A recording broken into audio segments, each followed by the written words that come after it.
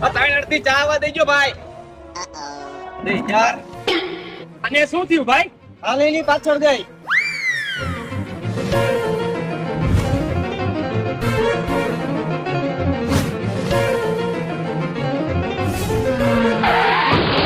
ભાઈ ઉભો તો રે, શું થયું તો કેતો જા. ભાઈ મને એવું લાગે એને લપ થઈ ગઈ હોય ને એવું. હાલ જલ્દી.